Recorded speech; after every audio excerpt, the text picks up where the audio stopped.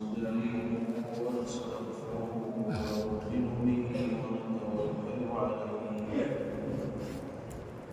ونعوذ بالله من شرور أنفسنا ومن سيئات أعمالنا من يهده الله فلا مضل له ومن يضلل فلا هادي له ونشهد أن لا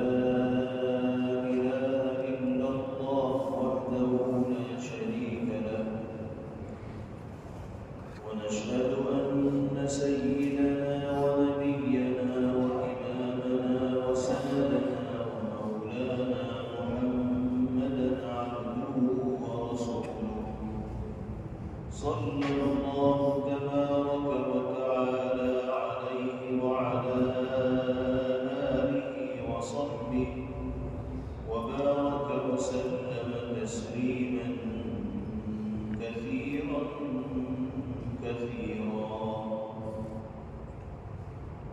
أما بعد فأعوذ بالله من الشيطان الرجيم بسم الله الرحمن الرحيم والذين ينفقون أموالهم رئاء الناس ولا يؤمنون بالله ولا باليوم الآخر ومن يكن الشيطان له قرينا فساء قرينا وماذا عليهم لو آمنوا بالله واليوم الآخر وأنفقوا مما رزقهم الله وكان الله بهم عليما إن الله لا يظلم مثقال ذرة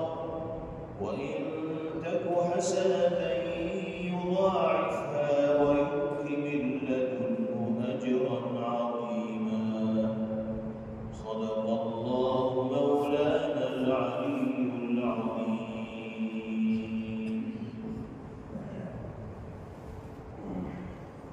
گزشتہ آیات میں یہ موضوع بیان کیا گیا تھا کہ جو لوگ مالی حقوق کی ادائیگی میں کوتاہی کرتے ہوں یا اپنی ذمہ داریوں کی انجام دہی میں غفلت برتتے ہوں اللہ کی نگاہ میں وہ بخیل و کنجوس کہے جانے کے لائق ہے. بخل کا تعلق صرف مال خرچ کرنے میں کوتاہی کا مظاہرہ کرنے کے ساتھ نہیں ہے بلکہ اپنی ہر ذمہ داری کی ادائیگی میں غفلت برتنا شریعت کی نگاہ میں بخل کہلاتا ہے. اور اللہ رب العزت والجلال نے صاف لفظوں میں یہ اعلان فرما دیا کہ بخیل و کنجوس مغرور و متکبر اور شیخی باز ہماری نگاہ میں پسندیدہ نہیں ہے. اس کے بعد ان آیات مبارکہ میں جو آپ کے سامنے تلاوت کی گئی اللہ رب العزت والجلال نے بخل کی ضد کو بیان فرمایا ہے، بخل کے مقابل کو بیان فرمایا ہے. بخل کا مطلب خرچ نہ کرنا، اس کی ضد اور اس کا مقابل ہوگا خرچ کرنا، اس کو سخاوت کہا جاتا ہے. اللہ تعالیٰ ان آیات مبارکہ کے ذریعے یہ پیغام دے رہے ہیں کہ خرچ تو کرو، دینے والے تو ضرور بنو، مالی حقوق کو دلچسپی کے ساتھ انجام دینے والے بنو، لیکن یہ یاد رکھو کہ اس خرچ میں، اس انفاق میں، ذمہ داری کی اس انجام دہی میں اللہ کے سوا کسی اور کو خوش کرنے کا جذبہ نہ آ جائے، ریا نہ آ جائے، دکھاوا نہ آ جائے، شہرت حاصل کرنے کے ارادے سے خرچ کرنے والے نہ بن جاؤ، نام و نمود کی خاطر دینی کاموں میں سبقت لینے والے نہ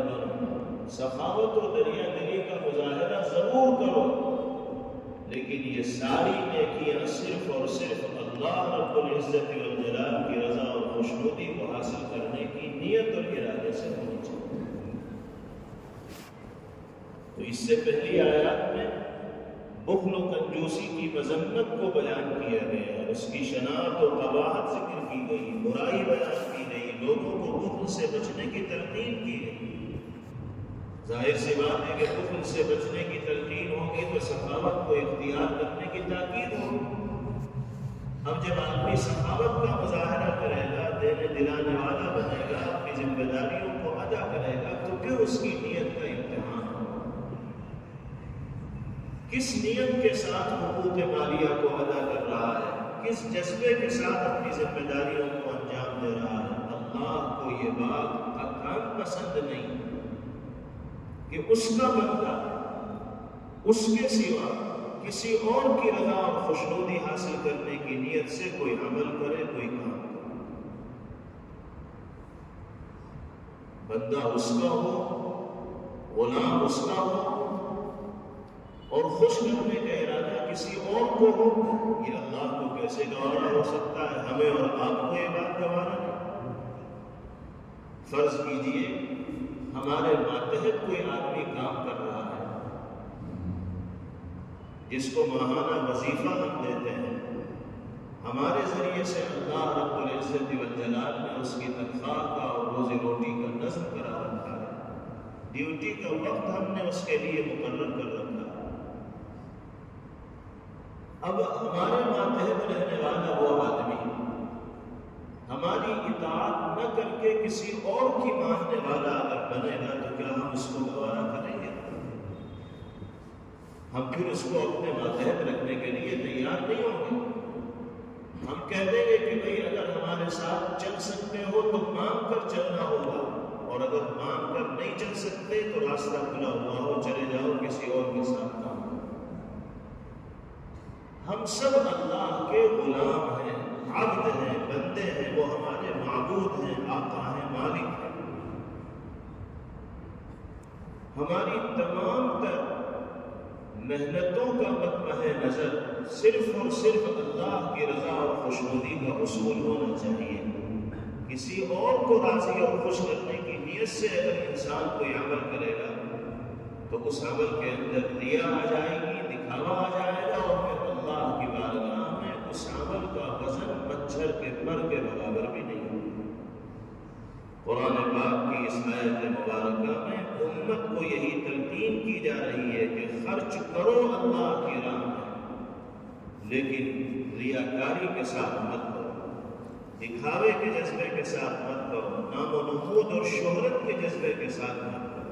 ارشاد فرمایا گیا وَالَّذِينَ يُنفِقُونَ أَمْوَالَهُمْ رِئَاءَ النَّاسِ وَلَا يُؤْمِنُونَ بِاللَّهِ وَلَا بِالْيَوْمِ الْآخِرِ، اور وہ لوگ جو اپنے مال لوگوں کو دکھانے کے لیے خرچ کرتے ہیں اور نہ اللہ پر ایمان رکھتے ہیں نہ روز آخرت پر ایمان رکھتے ہیں، وَمَن يَكُنِ الشَّيْطَانُ لَهُ قَرِينًا فَسَاءَ قَرِينًا، اور شیطان جس کا ساتھی بن جائے تو وہ تو بدترین ساتھی ہوتا ہے۔ آیت مبارکہ کے اس جز کے ذریعے یہ بتایا گیا کہ ریاکاری اور نام و نمود کے جذبے کے ساتھ کام کرنے والا شخص در حقیقت شیطان کی سازش کا شکار ہو گیا اور شیطان کی پارٹی میں شامل ہو گئی، شیطان کی محنت اس کا کارگر ہو گئی، کیونکہ شیطان آخری درجے تک اس بات کی کوشش کرتا ہے کہ ایمان والے کے عمل کو بے جان کر دیں، بے روح کر دیں، اس کی طاقت نکال دیں۔ اولاً تو شیطان اس بات کی کوشش کرتا ہے کہ کوئی مومن نیک عمل کی طرف جائے ہی نہ، انجام ہی نہ دے کسی طاعت کو، اللہ کی مرضی کے مطابق کسی عمل کو۔ لیکن اگر شیطان کو پچھاڑ کر انسان نیکی کی طرف آ بھی جاتا ہے تو پھر شیطان کی اگلی کوشش یہ ہوتی ہے کہ اب اس میں ریا کا جذبہ پیدا کر دیا جائے، دکھاوے کا جذبہ پیدا کر دیا جائے، ساری نمازوں کی بھی جان نکل جائے، روزوں کی بھی جان نکل جائے، اعمال صالحہ کی بھی جان نکل جائے۔ نبی کریم علیہ السلام نے فرمایا من صام یرائی فقد اشرک ومن صلی یرائی فقد اشرک، جو لوگوں کو دکھانے کے لیے نماز پڑھے گا وہ در حقیقت شرک کرنے والا ہے، اور جو لوگوں کو دکھانے کے لیے روزہ رکھے گا وہ بھی شرکی عمل کے اندر مبتلا ہوگا۔ ریا کو شرک اس لیے کہا گیا کہ انسان اللہ کے سوا دوسرے کی رضا اور خوشنودی حاصل کرنے کا جذبہ اپنے دل میں لا رہا ہے، حالانکہ یہ حق صرف اللہ کا ہے کہ انسان اسی کو راضی کرنے کی نیت سے اعمال کو انجام دینے والا ہے۔ اللہ ہمیں معاف فرمائے، ہم سے ویسے ہی نیکیاں نہیں ہوتی، اعمال صالحہ کی انجام دہی یوں ہی ہمارے اوپر بھاری ہوتی، لیکن جو تھوڑے بہت اعمال صالحہ انجام دے بھی دیے جاتے ہیں ان میں بھی ریا اور دکھاوے کا مادہ عمومی طور پر پایا جاتا ہے۔ اللہ تعالیٰ اس مادے سے ہم سب کی حفاظت فرمائے اور اخلاص کے ساتھ ہر نیک عمل کو انجام دینے کی توفیق مرحمت فرمائے۔ ہماری صورتحال تو یہ ہے کہ کام بعد میں کرتے ہیں اور سوچتے ہیں کہ چرچا پہلے ہو جائے، اور کتنے لوگ وہ ہیں جو کرتے دھرتے کچھ نہیں، بس چرچے کے اندر جیتے ہیں۔ ان کا مشغلہ ہی ہے کہ چرچا ہو جائے، زمینی سطح پر چاہے کچھ نہ ہو، اللہ دل کے راز اور بھید کو جاننے والے ہیں، وہ سب جانتے ہیں کہ کون کس نیت سے کیا کام کر رہا ہے۔ 50 کمبل غریبوں میں نیتا جی نے تقسیم کر دیے، ایڈورٹائز ہو گیا، اخبارات کی سرخیاں بن گئی، بس مطمئن ہو گئے کہ ہم تو بڑے سخی ہیں اور بہت دینے والے ہیں اور بڑی رحم دلی کا مظاہرہ کرنے والے ہیں۔ اللہ جانتے ہیں کس نیت سے کمبلوں کی تقسیم ہوئی، واقعہ غریبوں کی مدد مقصود تھی، اپنا نام مقصود، اس کی نگاہ سے ارادے بھی پوشیدہ نہیں رکھے جاتے تھے، نیتیں بھی اللہ کے علم میں ہوتی ہیں، وہ سب کچھ جانتے ہیں کہ کس ارادے سے اور کس نیت سے انسان کیا کرتا ہے۔ نبی کریم علیہ السلام اللہ رب العزت والجلال کا ارشاد گرامی نقل فرماتے ہیں، حدیث قدسی ہے، اللہ فرماتے ہیں انا اغنی الشرکاء عن الشرک، میں ہر طرح کے شرک سے بیزار ہوں۔ یہ اعلان کس نے فرمایا؟ اللہ رب العزت والجلال نے۔ اس کے بعد فرمایا من عمل عملا اشرک فیہ معی غیری ترکتہ وشرکہ۔ اللہ فرما رہے ہیں کہ جو آدمی کوئی کام کرے گا اور اس کام کو کر کے میرے ساتھ کسی اور کو راضی اور خوش کرنے کا جذبہ اپنے دل کے اندر رکھے گا تو میں اس کو اس کے حال پہ چھوڑ دوں گا، اور جس کو راضی کرنے کا جذبہ اس نے اپنے دل میں رکھا ہوگا اس کے ساتھ ہی اس کو چھوڑ دوں گا۔ وہ شخص بھی جس کو وہ راضی کرنا چاہتا ہے وہی اپنے معاملات حل کرے گی، پھر میرا اس سے کوئی ربط و تعلق نہیں۔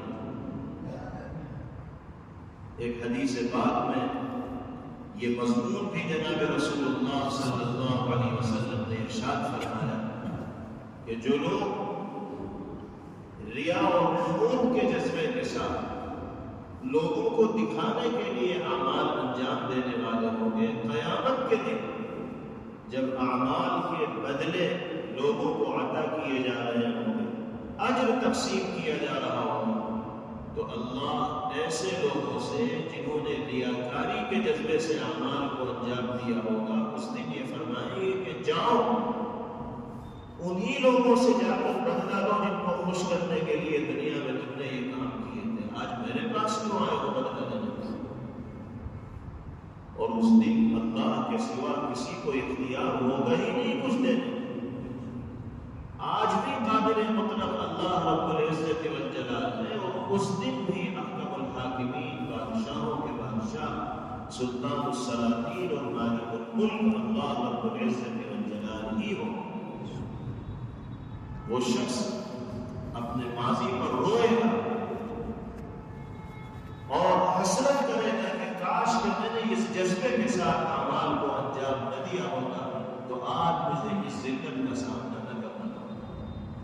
جناب رسول اللہ صلی اللہ علیہ وسلم نے ایک حدیث پاک میں ارشاد فرمایا ان اخوف ما اخاف علیکم الشرک الاصغر. صحابہ کرام رضوان اللہ علیہم اجمعین کے درمیان آپ ارشاد فرما رہے ہیں کہ مجھے تمہارے سلسلے میں یعنی اپنی امت کے سلسلے میں جس بات کا سب سے زیادہ خطرہ ہے وہ شرک اصغر چھوٹے شرک کے اندر مبتلا ہو.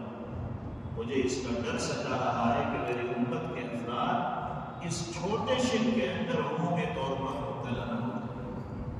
صحابہ کرام رضوان اللہ علیہ اجمعین نے دریافت کیا، پوچھا کہ یا رسول اللہ وما الشرک الاصغر، کہ اللہ کے رسول یہ تو بتائیے کہ شرک اصغر کہتے کسے؟ آپ نے فرمایا الریا، ریاکاری، دکھاوے، نام و نمود اور شہرت کے جذبے کے ساتھ کوئی کام کرنا، یہی شرک اصغر کہتا ہے. اور مجھے اسی کا ڈر ہے کہ کہیں میری امت کے افراد شرک اصغر کے اندر مبتلا نہ ہو جائیں. تو قرآن پاک کی اس آیت مبارکہ میں اللہ رب العزت والجلال نے اہل ایمان کو یہ درس و سبق دیا ہے، یہ ہدایت دی ہے کہ خرچ تو کرو لیکن اس میں اللہ کی رضا پیش نظر رکھو اور کسی اور کی رضا اور خوشنودی حاصل کرنے کے جذبے سے کوئی عمل مت کرو. نبی کریم علیہ السلام نے ارشاد فرمایا من التمس رضا اللہ بسخط الناس رضی اللہ عنہ وارضاه الناس. اللہ کے حبیب صلی اللہ علیہ وسلم ارشاد فرما رہے ہیں کہ جو شخص اللہ کی رضامندی حاصل کرنے کے لیے لوگوں کی ناراضگی مول لے تو اللہ تو اس سے راضی ہو ہی جائیں گے. جو لوگ اس سے ناراض ہوں گے اللہ ان کو بھی اس سے راضی کر دیں گے، کیونکہ قادر مطلق تو اللہ ہے. ان سب کے اللہ کے قبضے قدرت میں. آج جو آدمی ناراض ہے اس وجہ سے کہ ہم نے اللہ کو راضی کرنے کے لیے اس کی خوشنودی کی فکر نہ کی، اللہ اس کو ایک دن ہم سے راضی اور خوش کر دے. اور اس کے بالمقابل آپ نے ارشاد فرمایا وَمَن تَمَسَ رِضَا النَّاسِ بِسَخَطِ اللَّهِ، اور جو آدمی لوگوں کی خوشنودی حاصل کرنے کے لیے اللہ کی ناراضگی بول لے تو اللہ تو اس سے ناراض ہو ہی جائیں گے. جن کو خوش کر رہا تھا وہ بھی اس سے ناراض ہو جائیں گے، وہ بھی راضی ہیں. نبی کریم علیہ السلام کے اس ارشاد گرامی کو پیش نظر رکھ کر ہمیں اپنے اعمال کا جائزہ لینا چاہیے، محاسبہ کرنا چاہیے. زندگی میں بارہا اس طرح کے مواقع آتے ہیں کہ ایک طرف انسانوں کی رضا اور خوشنودی ہوتی ہے اور دوسری طرف اللہ کی رضا اور خوشنودی ہوتی ہے. ایک طرف حکم شریعت ہوتا ہے اور دوسری طرف سماج میں پائی جانے والی رسم ہوتی ہے اور رواج ہوتا ہے. ہمارے لیے وہ گھڑی امتحان کی گھڑی ہوتی ہے. ہم اللہ کی رضا حاصل کرنے کے لیے سماج میں رائج رسم کو ترک کریں گے، چھوڑیں گے، یہ سماج میں جاری رسم کا حصہ بن کے اللہ کی ناراضگی کو موڑ لیں. جن لوگوں کو اللہ خیر کی توفیق دیتے ہیں وہ رسوم و رواج اور بدعات اور خرافات سے کنارہ کشی اختیار کر لیتے ہیں، چاہے لوگ ان سے ناراض ہو جائیں وہ اللہ کو ناراض نہیں ہونے دیتے. اور جن لوگوں پر شیطان کا تسلط غالب ہوتا ہے، قوی ہوتا ہے، وہ اللہ کی ناراضگی تو جھیل لیتے ہیں لیکن لوگوں کو ناراض کرنے کے لیے تیار نہیں ہوتے. بہت سی مثالوں سے اس حقیقت کو واضح کیا جا سکتا ہے. شادی بیاہ کے موقع پر ہم اور آپ کیا کچھ نہیں کرتے، کون سی ایسی رسم ہے کہ جس کو ہم چھوڑنے کے لیے تیار ہوتے ہیں. نت نئی رسومات جنم لیتی ہیں اور بڑے ذوق و شوق کے ساتھ وہ آپ رسومات کو انجام دیتے ہیں. اللہ کے نام پر کوئی سمجھانے کے لیے آ جائے تو سمجھنے کے لیے تیار نہیں ہوتے، بازانے کے لیے تیار نہیں ہوتے. وہ مال جو اللہ نے نعمت کے طور پر عطا فرمایا ہے اور جس کو احتیاط کے ساتھ خرچ کرنے کا حکم دیا ہے، شادی بیاہ کے موقع پر دیکھیے پانی کی طرح اس پیسے کو بہایا جاتا ہے، اور صرف لوگوں میں شہرت حاصل کرنے کے لیے انسان اپنی حیثیت سے زیادہ خرچ کرتا ہے۔ شادی ہال کی سجاوٹ ہی پر لاکھوں روپے خرچ کر دیے جاتے ہیں۔ صرف شادی ہال ہی نہیں سجتا ہے، بلکہ آس پاس کئی سو میٹر تک میدان کو سجا دیا جاتا ہے۔ رات میں پروگرام ہوتے ہیں، لائٹنگ کا کتنا خرچ ہوتا ہے، پٹاخے بازیوں میں کتنا خرچ ہوتا ہے، اور نہ جانے کن کن چیزوں میں کتنا خرچ ہو جاتا ہے۔ لاکھوں کا خرچ آسانی کے ساتھ ہو جاتا ہے، اور کتنی رسومات ہیں جو شادی بیاہ کے موقع پر انجام دی جاتی ہیں۔ یہ ساری کی ساری چیزیں لوگوں کی خوشنودی حاصل کرنے کے لیے انجام دی جاتی ہیں۔ یہ احساس بھی نہیں ہوتا کہ اللہ ناراض ہو جائے، ان کی ناراضگی کا احساس نہیں ہے۔ شادی کے موقع پر چچا ناراض ہے تو ان کو راضی کریں، کہیں وہ دعوت میں غیر حاضر نہ ہو جائے۔ داماد صاحب ناراض ہے تو ان کو تو راضی کرنا ہی ہوگا۔ اللہ کو راضی کرنے کی اتنی فکر نہیں جتنے بہنوئی صاحب کو راضی کرنے کی فکر ہے، داماد کو چچا کو راضی کرنے کی فکر ہے۔ دنیا جہاں ناراض ہو جائے، اللہ اگر راضی ہے تو ہم کامیاب، اور ساری دنیا راضی ہو اور اللہ ناراض ہو تو ہم سے بڑا ناکام کوئی۔ مہندی کے نام سے ایک رسم ہے جو شادی کے موقع پر انجام دی جاتی ہے، بڑھتی ہی چلی جائے۔ مہندی کے بغیر شادی پھیکی زور پکڑتی چلی جائے۔ اب تو جو مہندی کا دن ہوتا ہے اس میں سارے مہندی کے کلر میں دکھائی دیتے ہیں۔ باقاعدہ اس دن کے لیے الگ الگ جوڑے بنتے ہیں، لڑکوں کے جوڑے الگ، لڑکیوں کے جوڑے الگ، الف سے لے کے یا تک، اوپر سے لے کے نیچے تک، سب کے سب اسی گیروے کپڑے میں دکھائی دے رہے ہیں، پیلے کپڑوں میں دکھائی دے رہے ہیں۔ بھائی کیا بات ہے، آج مہندی،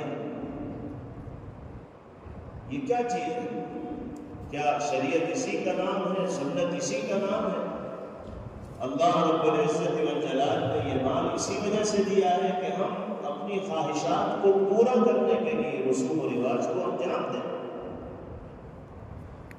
نبی کریم علیہ السلام نے جگہ جگہ امت کو اس جانب متوجہ فرمایا ہے، اور شریعت و سنت کے مطابق زندگی گزارنے کی تاکید فرمائی ہے۔ قرآن پاک کی یہ آیت مبارکہ بھی امت کو اسی جانب متوجہ فرما رہی ہے کہ ریا اور نمود کے جذبے سے سماج میں پائے جانے والے رسوم و رواج کو انجام دیتے ہوئے کہ اگر ہم نے یہ کام نہیں کیا تو گھر کی عورتیں ناراض ہو جائیں گی، بچے ناراض ہو جائیں گے، نوجوان ناراض ہو جائیں گے، اس لیے یہ تو کر ہی لیں۔ روز روز تو شادی ہوتی نہیں، ایک مرتبہ ہوتی ہے، اس لیے جتنے ارمان ہیں وہ سارے پورے کر لیے۔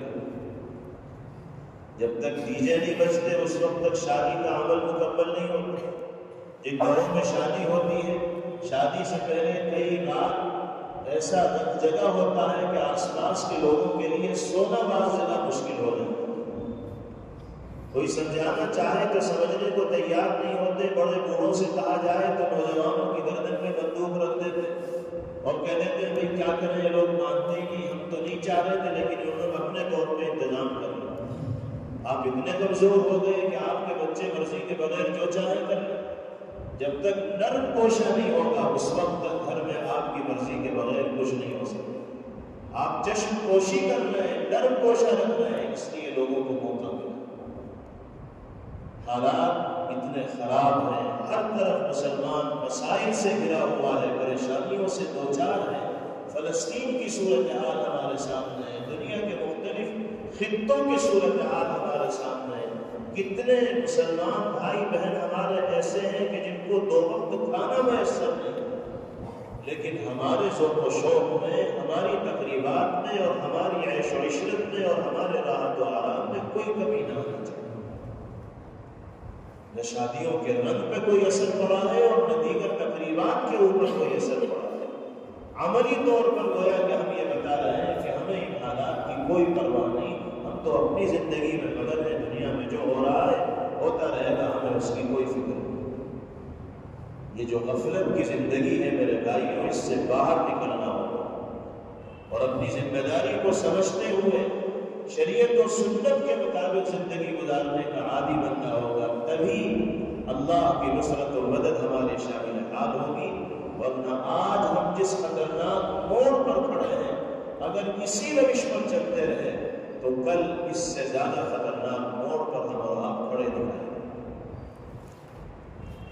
اس کے بعد اگلی آیت میں اللہ رب العزت والجلال ارشاد فرمایا وَمَاذَا عَلَيْهِمْ لَوْ آمَنُوا بِاللَّهِ وَالْيَوْمِ الْآخِرِ وَأَنفَقُوا مِمَّا رَزَقَهُمُ اللَّهُ وَكَانَ اللَّهُ بِهِمْ عَلِيمًا۔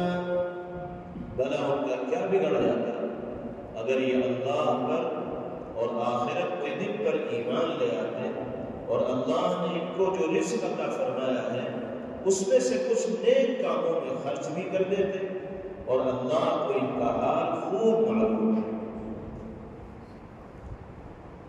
اس کے بعد اللہ تعالی نے اپنی قدرت کاملہ کا اظہار اگلی آیت مبارکہ میں فرمایا اور یہ اعلان کیا ہے کہ ہماری جانب سے کبھی کسی کے اوپر ظلم و زیادتی نہیں ہوتی، جو جیسا کرتا ہے اس کو ویسی ہی جزا اور ویسا ہی بدلہ ملتا ہے۔ ارشاد فرمایا ان اللہ لا یظلم مثقال ذرہ، اللہ تعالیٰ تو ذرہ برابر بھی کسی پر ظلم نہیں کرتا۔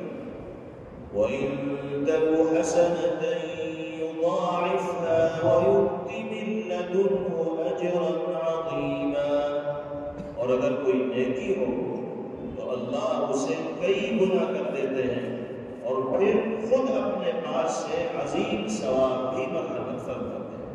اللہ کی شان کریمی کا کوئی عالم ہے کہ نبی کریم علیہ السلام فرماتے ہیں کہ جب اللہ کا کوئی نیک بندہ یا کوئی ایمان والا بندہ کسی نیکی کا صرف ارادہ کرتا ہے تو اللہ تعالیٰ فرشتوں سے فرماتے ہیں کہ میرے اس بندے کے نام اعمال میں نیکی لکھو۔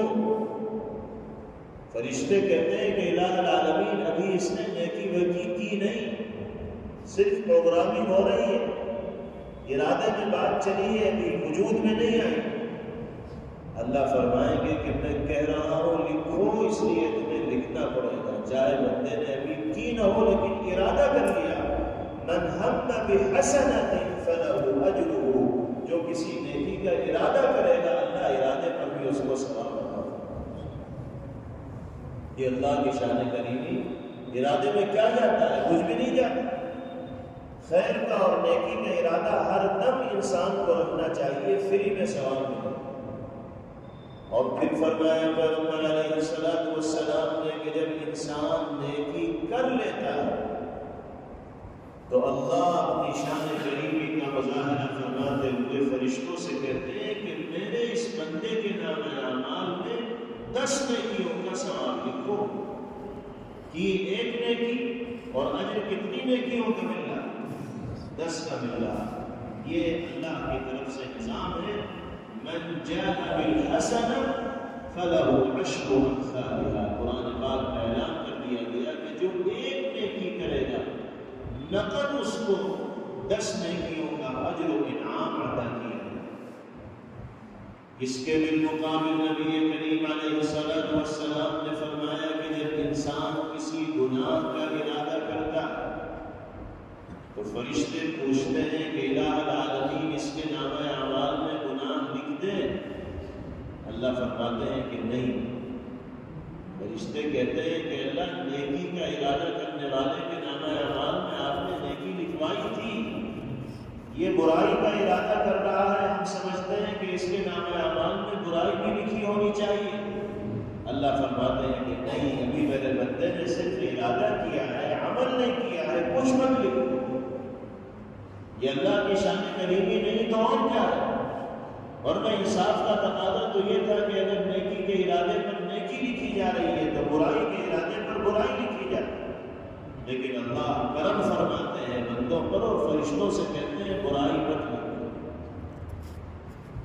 یہاں تک کہ جب وہ انسان برائی کر لیتا ہے، گناہ کر لیتا ہے، تو فرشتے کہتے ہیں کہ الہ العالمین اب تو لکھ لیں، اللہ فرماتے ہیں کہ نہیں، انتظار کرو، ہو سکتا ہے سمجھ آ جائے میرے بندے کو، گناہ سے توبہ کر لے، پیچھے ہٹ جائے، باز آ جائے، تو پھر اس کے نام اعمال میں گناہ درج ہی نہیں ہو۔ اللہ توقف فرمانے کی ہدایت دیتے ہیں فرشتوں کو کہ رک جاؤ، انتظار کر لو، ممکن ہے قدم پیچھے ہٹائے۔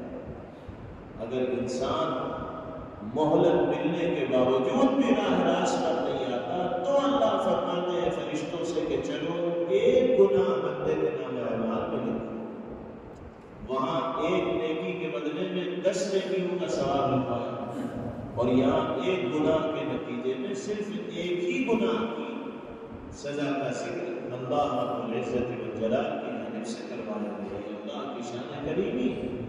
اور پھر اس کے بعد یہ فرمایا کہ ہزار گناہ کرنے کے بعد، اتنے گناہ کرنے کے بعد کہ اگر گناہوں کا چکا لگایا جائے تو زمین و آسمان تک اس کے گناہ ہی گناہ ہو، اتنے گناہ کرنے کے بعد بھی اگر انسان میرے در پر معافی کا طالب بن کر آئے گا تو میں اسے معاف کر دوں گا اور مجھے کسی کی کوئی پرواہ نہیں۔ اللہ فرماتے ہیں یا ابن آدم لو بلغت ذنوبك عنان السماء ثم استغفرتني غفرت لك ولا أبالي۔ اے انسان، اگر تیرے گناہوں کا چٹا آسمان تک پہنچ جائے اور پھر تو مجھ سے معافی طلب کرنے کے لیے آئے تو میں تجھے معاف کروں گا اور مجھے کسی کی کوئی پرواہ نہیں۔ ہم سب گنہگار خطاکار ہیں اور ہم سب کو اس بات کی احتیاط و ضرورت ہے کہ اللہ کی بارگاہ میں نادم و شرمندہ ہو کر حاضر ہو اور اپنے گناہوں کے سلسلے میں معافی کے طلبگار ہوں۔ لیکن افسوس کی بات ہے کہ ہمیں معافی مانگنے کی بھی توفیق نہیں ہوتی، دعا کے لیے وقت ہی نہیں مل پاتا۔ ایسی مصروفیت میں زندگی آ گئی ہے اور موبائل نے ہمیں اتنا مشغول کر دیا ہے کہ ہمیں کسی اور کام کی کوئی فرصت ہی نہیں، ساری توانائی موبائلوں ہی کی نظر ہو رہی ہے۔ معافی مانگنے کا موقع بھی انسان کے پاس نہیں ہے۔ اللہ کی طرف سے تو ایسی چھوٹ ہے اور رحمت کا ایسا دریا بہ رہا ہے اور وعدوں کا ایسا سلسلہ ہے کہ جو تھوڑا بھی اللہ کی جانب متوجہ ہو کر اپنے دامن کو رحمت سے بھرنے کی کوشش کرے گا تو اس کا دامن لبادب ہو جائے گا اللہ کے رحمتوں سے۔ اللہ تعالیٰ ہم سب کو اپنی جانب متوجہ ہو کر زندگی گزارنے کی توفیق نصیب فرمائے۔ اس آیت مبارکہ میں یہی فرمایا جا رہا ہے کہ انسان نیکی کرتا ہے تو اللہ کئی گنا اس کو عطا فرماتے ہیں۔ وَيُؤْتِ مِن لَّدُنْهُ أَجْرًا عَظِيمًا، اور اپنی جانب سے اور بڑے بڑے ثواب اللہ انسانوں کو مرتب فرماتے ہیں۔ یہ بہت مبارک لمحات رمضان کے چل رہے ہیں۔ دوسرا عشرہ رمضان المبارک کا شروع ہو چکا ہے، جس کو عشرہ مغفرت پیغمبر علیہ السلام نے قرار دیا۔ اس کے ایک ایک لمحے کو وصول کرنے کی فکر و کوشش کرنی چاہیے اور اس بات کو یقینی بنا لینا چاہیے کہ یہ ماہ مبارک اور عشرہ مغفرت ہم سب کے لیے عفو و درگزر کا، مغفرت و رضوان کا باعث و ذریعہ بنتا ہے۔ کثرت کے ساتھ کلمہ طیبہ پڑھا جائے، لا الہ الا اللہ محمد رسول اللہ۔